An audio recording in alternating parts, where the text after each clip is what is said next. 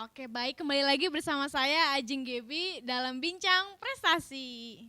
Oke, sekarang kita akan membahas tentang kriya. Oke, di sini sudah ada salah satu juri dari bidang kriya. Oke, saya akan membacakan sedikit informasi terkait juri kita. Bernama Mas Gita Winata, lulusan S3 Sekolah Seni Fakultas Seni dan Desain Kurashi Universitas Sains dan Seni di Jepang. Nah, profesi saat ini menjadi dosen atau staf pengajar program studi sarjana kriya FSRD ITB Bandung dan juga merupakan wakil ketua bidang akademik tim pengelola ITB kampus Cirebon. Selain itu menjadi ketua program studi sarjana kriya FSRD ITB. Oke, jangan lama-lama lagi, yuk kita dengarkan arahan dan juga informasi terkait kriya. Oke, halo, selamat siang Mas. Selamat siang. Oke, gimana kabarnya Mas? Baik, alhamdulillah. Oke, baik, alhamdulillah. Mas boleh ceritakan teknisi atau beberapa informasi terkait bidang kriya untuk sobat prestasi di rumah. Oke, halo sobat prestasi di rumah. Untuk bidang kriya ini sebenarnya banyak yang bilang kriya itu kerajinan kali ya. Iya. Tapi sebenarnya kerajinan tuh masuk salah satu aja di dalam bidang kriya. Salah satu. Ya, bidang kriya luas ya. Jadi sebenarnya kalau secara sederhana kita ambil sebenarnya di buku pedoman sudah ada ya, kali mungkin para sobat prestasi sudah baca bahwa Tapi bidang kriya itu basicnya ada dua sebenarnya, jadi dari material atau dari keterampilan atau gabungan dari keduanya, kira-kira gitu. Iya. Mungkin karena emang super prestasi di sini masih banyak yang kadang belum membaca Mas, mungkin masih malas membaca nih pedoman karena panjang. Dia kadang cuman poin-poinnya aja tapi tanpa belum tahu nih apa sih ini tuh maksudnya tuh seperti apa karena nggak ada uraian singkatnya mungkin. Jadi Mas bisa ceritakan uraian singkatnya terkait bidang kriya. Oke, bidang kriya sebenarnya banyak cakupannya. Awal-awalnya bisa kalau disingkat gitu ya. Jadi kriya itu artinya kriyan, bahasa asal katanya dari kriyan artinya orang-orang yang berkarya gitu ya. Pekaryan tuh pembuat. Nah, kalau dulu barang-barang yang masuk kriya itu adalah barang-barang atau produk-produk pusaka lah kayak gitu pusaka. Ya. Jadi kayak batik dulu bukan hanya kain ya, tapi juga banyak filosofi dari benda-benda itu kayak keris, kain. Nah itu kan kalau kain banyak banget simbol-simbolnya. Nah kira-kira awalnya dulu digodoknya bidang studi kriya itu dari situ. Nah kemudian berkembang jadi banyak sekali bidang-bidangnya, termasuk juga kerajinan. Nah sederhananya kita bisa bilang kerajinan tuh masuk di dalam bidang kriya gitu. Ya Mas ya, karena banyak juga ya kerajinan dari kayu, terus kerajinan dari logam. Ya itu maksudnya dalam kriya. Iya, basicnya material. Basicnya material. Atau keterampilan. Jadi menurut Mas sendiri apa sih makna fiksi dalam bidang kriya sendiri? Secara umum sebenarnya saya bisa bilang bahwa fiksi itu ajang buat siswa ya, buat bermain dan belajar. Nah, bermain di sini bermain-main dengan gagasan, bermain-main dengan ide, bermain-main dengan solusi. Kemudian kalau belajar ya belajar menjadi pengusaha ya, belajar berbisnis, belajar merancang usaha, belajar kemudian mencari solusi, belajar melihat lingkungan sekitar, belajar melihat potensi. Nah, kira-kira ke sana. Oh ya guys, oke baiklah. Nah Mas, pertanyaan selanjutnya, bagaimana siswa SMA dapat mengembangkan diri menjadi wirausaha? Bagaimana sih mencari ide, apalagi kalau bidang kriya itu emang sudah banyak wujudnya dari segi material, cuman apakah ada ide lain yang bisa meningkatkan nilai jual atau nilai fungsionalnya dari kriya tersebut? Menurut saya mencari gagasan itu kalau yang di bidang kriya sangat mungkin dimulai dengan melihat sekitar, ya. Melihat Jadi sekitar. karena urusannya dengan material dan keterampilan, sebenarnya kita bisa lihat tuh dari potensi-potensi yang ada di lingkungan sekitar kita. Misalnya nih, di daerah sekitar kita tuh banyak bambu, misal ya, atau banyak limbah apa gitu ya.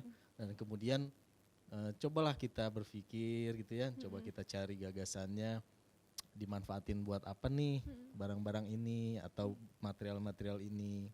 Nah, kalau dari material, Kria itu kan ada material yang primary ya, yang primer yang artinya bisa langsung dapat dari alam, atau material tunggal. Nah, itu bisa langsung ya. Tapi ada juga material-material yang merupakan waste material ya, Oh, waste, atau ya, material-material olahan. Nah, itu juga bisa dijadikan sumber gagasan buat para pemula gitu ya.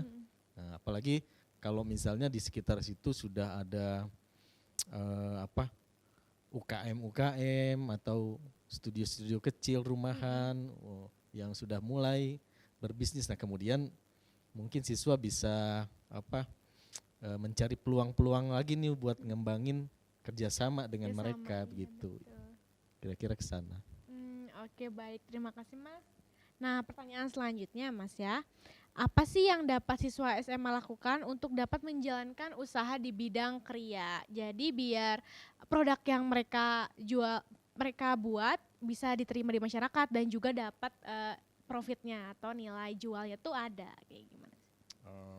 Ini gampang-gampang susah sebenarnya karena Iya, butuh durasi ya, butuh latihan, butuh pengalaman. Nah, siswa bisa sangat mungkin memulai dari fiksi ini ya, Iya. gimana sebenarnya pendekatan-pendekatan yang dilakukan oleh para perancang usaha ya. Para peserta fiksi ini kan sebagai perancang usaha. Perancang Nah, usaha, ya. jadi mereka yang nanti melihat peluang-peluang itu kemudian bisa dicari kemungkinan-kemungkinannya gitu. Jadi banyak sekali, luas sekali, tergantung nanti ada pengalaman-pengalaman baru mungkin ya yang didapat dari proses mencari gagasan, proses mencari solusi itu. Baik. Ya karena Kria itu dikaitkan dengan bahan material yang bisa dari alam atau waste juga. Jadi emang tergantung pertama kondisi di lingkungan sekitar ya Mas ya. Yang kedua di riset. Yang ketiga baru deh kalian membuat inovasi atau karya-karya sekreatif kalian. Oke. Ya Mas, nah ini mungkin ada hal yang paling penting ya Mas ya. Untuk para finalis fiksi nanti yang sudah lolos tahap pertama, apa sih yang harus dipersiapkan dalam menghadapi Expo Fiksi, terutama dalam bidang Kria? Apakah mereka harus menampilkan karyanya atau misalkan harus ada prototipenya yang jelas kayak gimana? Oke, nanti di panduan Expo juga sudah kita cantumkan ya. Tapi pada dasarnya yang pertama itu harus menyiapkan prototipe atau produk. Produk. Jadi kalau misalnya wajib ya untuk Mas ya? yang rintisan pemula itu dia harus mungkin mock up ya atau prototype. Nah, kalau yang rintisan lanjutan itu sudah bentuk produk ya, sudah produk jadi yang selama ini mungkin sudah mereka pasarkan. Nah, produk ini atau mock up atau prototype ini nanti dikirim ke dewan juri. Dewan juri. Nah, melalui nanti ada alamatnya, alamat panitia ya, dikirim dalam bentuk via pos ya, via pos atau jasa kurir gitu.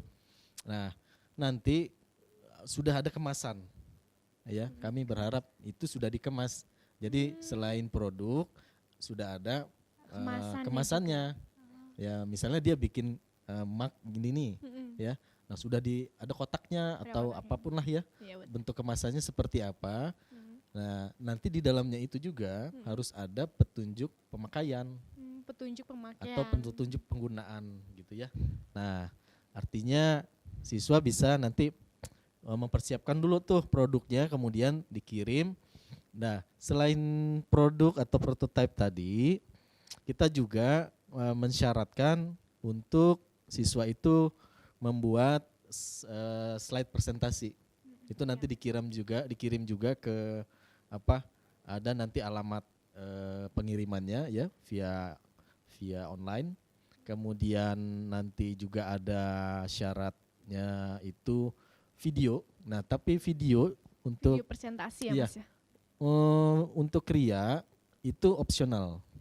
Opsional tuh, Ya, untuk jadi kriya nggak wajib. opsional. Kalau di kriya nggak wajib karena kita lebih ke Produk. produknya, ya, gitu. Jadi kalau videonya nggak wajib, nanti kalau misalnya nih begini, ada cara penggunaan produknya itu sulit sekali diungkapkan dengan kata-kata, misalnya harus diginiin, nah susah. Nah dia mungkin lebih gampang menginformasikan lewat video, bisa lewat video, nah, begitu. Atau misalnya dia lebih mudah menginformasikan atau apa mempromosikan produknya via video, ya boleh pakai video. Tapi enggak juga nggak apa-apa, gitu.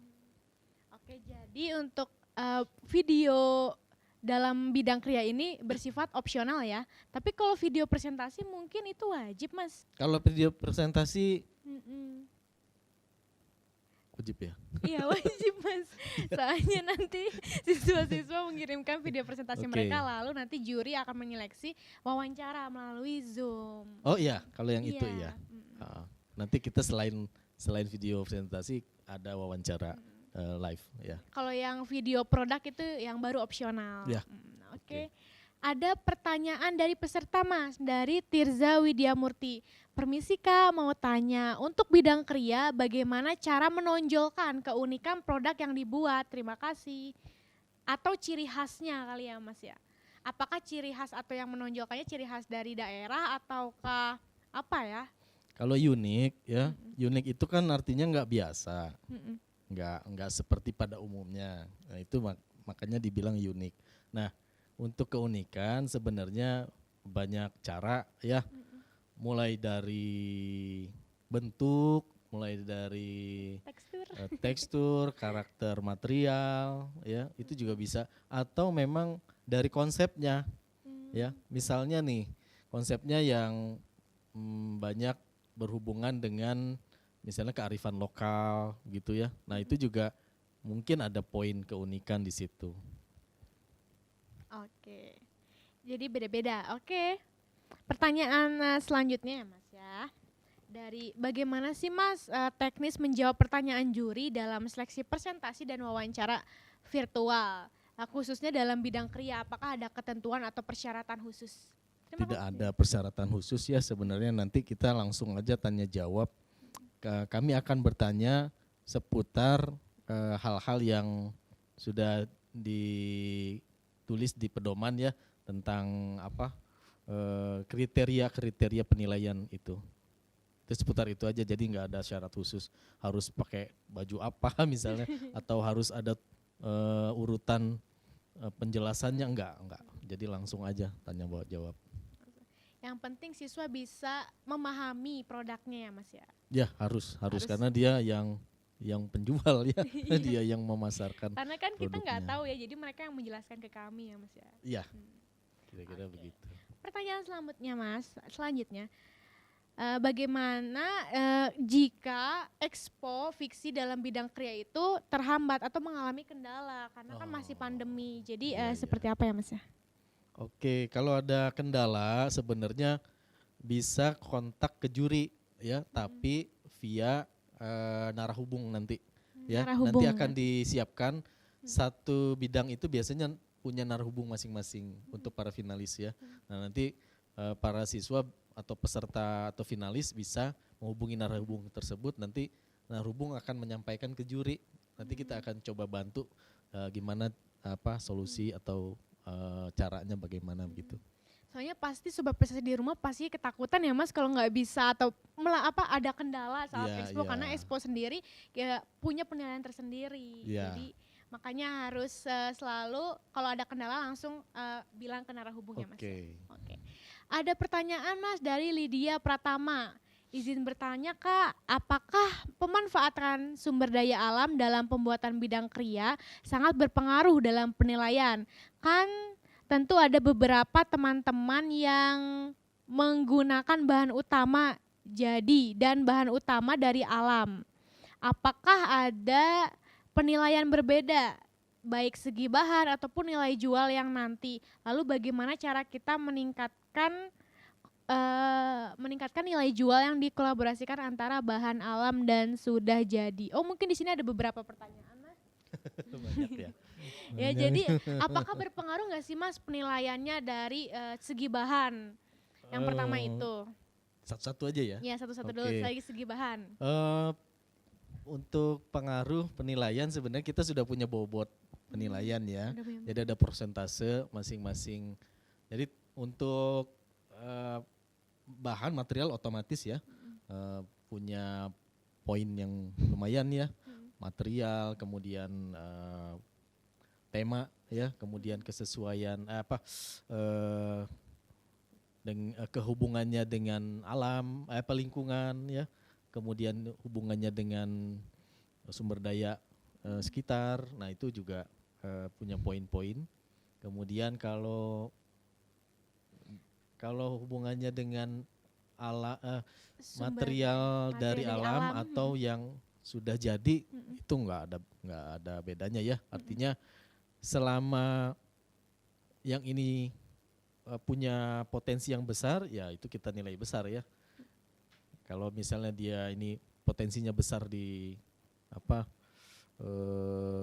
bahan jadi atau tadi ya kayak nah ini ya nggak apa-apa juga ya. Yang mungkin yang jadi penilaian poinnya bagaimana kesesuaian konsepnya ya dengan prospek usaha ini usaha, nanti iya. gitu. Ya Kemudian mungkin yang- yang ini pertanyaan masih orang yang sama yang terakhir. Jadi bagaimana sih Kak dikolaborasikan antara bahan alam dan yang sudah jadi? Cara kita meningkatkan nilai jual yang dikolaborasikan. Bagaimana cara meningkatkan nilai jual? Nanti kembalikan lagi Strategi ke marketing. tujuannya Oh, tujuan. ya, ke tujuan konsep produknya ya. Sebenarnya mereka mau tujuannya apa sih? Kan ada tujuannya yang karena kita nih dari awal kan sudah harus mencari problem, Ya, kemudian mencari solusinya ya. Jadi misalnya ada waste material. Ini kan limbah. Nah, kemudian kita tujuannya untuk mengurangi limbah. limbah ya. Nah, nanti limbahnya dikurangi dengan cara dibuat produk baru yang kemudian bisa dijual, yang punya nilai jual. Nah, artinya kolaborasi ini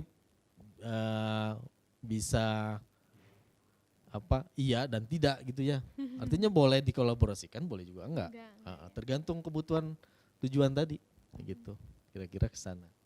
Jadi mungkin yang saya tangkap dari Mas nilai jual ini kalian bisa lihat lagi tujuan dari apakah produk kalian tuh dilihat dari sisi estetik ataukah nilai fungsionalnya ya Mas ya. Oke, baiklah. Mas, pertanyaan selanjutnya ada dari seseorang, bagaimana sih Kak cara memasarkan produk kriya di masa pandemi seperti ini karena tidak bisa melihat atau mengamati produk secara langsung? Kalau itu tergantung kreativitas ya. Tergantung kreativitas. Artinya tidak ada rumusan yang pasti. Kalau yang begini jadi paling baik ya enggak juga ya. Artinya kan tergantung produknya. Ya, jadi kreativitas masing-masing pengusaha lah. Begitu bagaimana gitu. Ya karena jika dilihat untuk penjualan sendiri mungkin Sobat Prestasi harus menekankan segmentasi pasarnya tuh apa sih ya Mas ya, harus pasti sudah dituliskan dan sudah ditargetkan, misalkan segmentasi pasar kita untuk anak-anak usia remaja atau misalkan untuk orang-orang dewasa, anak kecil, karena memang sangat sulit untuk pandemi seperti ini. Tapi jika Sobat Prestasi pintar melobi seseorang atau pintar untuk berjualan, promosi, bisa melalui e-commerce juga kayak Shopee ya Mas ya, Bukalapak, Tokopedia, dan juga sosial media kayak Instagram, Facebook, WhatsApp yang kayak gitu, dan juga bisa endorse ya Mas ya, endorse. Jadi bisa tuh target pasarnya tuh bisa ada. Iya, nggak ada yang paling baik. Iya. Artinya nggak nggak ada yang paling baik itu. Iya, tidak ada yang Tergantung paling ya, baik. Tergantung, betul Mas. Oke Mas, pertanyaan selanjutnya ya Mas ya. Oke. Mas, apa sih tantangannya sama hambatannya untuk sobat prestasi yang menekuni bidang kriya, apalagi masa pandemi seperti ini? Menurut Mas, apakah para peserta atau calon finalis fiksi tahun ini dengan tahun sebelumnya itu berbeda? Apakah ada kenaikan atau penurunan? Kalau secara jumlah peserta ada penurunan ya, tapi nggak terlalu signifikan. Ya, jadi saya pikir cukup stabil ya kalau di Kria. Artinya minat siswa untuk bidang Kria lumayan baik. Ya banyak ya Mas ya. Tapi tantangannya pasti masing-masing wilayah, masing-masing daerah itu punya tantangan masing-masing ya. Tergantung tadi animo masyarakat, terus material, terus sumber daya alam, sumber daya manusia, akses ya, utamanya akses. Karena untuk masa pandemi ini kami memang waktu awal mensyaratkan untuk mencari peluang-peluang di sekitar, jadi kerjasama, membangun kerjasama dengan para pengusaha yang sudah ada di sekitarnya. Para pengusaha, oke baik. Nah pertanyaan selanjutnya Mas dari Rashidah. Kak, bagaimana jika produk yang dibuat kurang menarik tetapi memiliki banyak fungsi dan terbuat dari bahan daur ulang, apakah itu menjadi nilai lebih? Masuk ke penilaian lagi Mas. Kalau fungsi ada nilai lebih dari fungsi dan material, oke. Tapi kalau dari segi estetiknya kurang, ya tinggal ditingkatin aja ya. Iya benar. Berarti udah perfect tuh jadinya. Jangan langsung ngedrop estetiknya nggak bagus ya tinggal dibagusin estetiknya. Iya, tinggal ditambah. Apalagi sekarang kalau banyak sobat prestasi yang membuat bidang kriya ditambah sentuhan teknologinya ya Mas ya. Iya. Wah itu menjadi nilai tambah sekali ya Mas ya. Betul. Nah, oke. Mungkin pertanyaan terakhir ya Mas ya yang akan diberikan. Mas, berikan dong tips agar kedepannya para siswa khususnya jenjang SMA yang berminat untuk menjadi wirausaha dapat terus konsisten dan komitmen dalam menjalankan usahanya atau bisa sustainable. Ya, terkait dengan kondisi kita sekarang ya, ini ada masa pandemi seperti ini. Mudah-mudahan ke depan badai ini cepat berlalu, tapi di masa pandemi ini mungkin saya bisa kasih tips bahwa coba buat sejak awal bikinlah motivasi-motivasi yang mengarah kepada kebaikan ya. Jadi di pandemi ini kita harus banyak sharing ya dengan orang untuk kebaikan kemanusiaan, terus niatkan untuk ibadah ya, sehingga motivasi-motivasi ini terus bertahan. Jadi mudah-mudahan bukan bosan gitu ya. Jadi siswa terus berkreasi, berkreativitas terus menerus begitu, jangan pernah patah semangat. Oke, terima kasih. Oke. Bagi sobat prestasi yang masih penasaran dan masih bingung nih untuk bidang kriya, kalian bisa tanyakan ya langsung di Q&A. Karena pertanyaan menarik akan mendapatkan merchandise dari Puspresnas. Oke, ada pertanyaan selanjutnya Mas. Mungkin ini bisa terakhir tapi bukan list not list ya Mas ya. Dari Lydia Mas. Kakak, apabila di suatu daerah tidak ada yang membuat produk yang sama dan bahkan dikatakan tidak ada yang membuat barang yang sama, apakah sulit untuk nantinya mencapai penjualan pasar yang lebih luas Kak? Oh, penjualan yang lebih luas. Oh, justru kita jangan bikin produk yang sama ya. Kalau uniqueness dinilainya dari produk yang berbeda dengan yang lain. Jadi kalau yang sama, ya kenapa harus sama? Justru dibalik ya, kita harus bikin produk yang berbeda. Tapi ini tidak ada yang membuat produk yang sama. Tapi gimana sih Kak cara memasarkannya ke yang lebih luas gitu? Jangkauannya lebih luas tuh gimana? Produk yang sama dengan produk dia atau yang gimana? Ya kalau saya sih berpikirnya justru jangan ada yang sama dengan produk dia. Ya. Artinya dia bikin unik fitnessnya tinggi di sana. Oh ini ada balasan. Soalnya kan nggak ada yang bisa diajak kerja sama kakak. Oh, artinya di sana nggak ada yang usaha yang Iya. di sekitar dia. Ya nggak apa-apa. Dia Nggak apa-apa. dia bikin aja dulu. Gitu. Bikin aja dulu. Iya. Pasti udah ini sih laporannya udah dikirimkan, nanti kita lihat bernama Lydia. Oke, nanti Proposal. saya catat ya nih. Hmm. Oke. Benar. Oke, mungkin Bapak bisa menyampaikan sedikit motivasi atau arahan untuk sobat prestasi di rumah yang ingin mengikuti lomba fiksi di bidang kriya. Sebelum closing statement, ya, boleh silakan Bapak.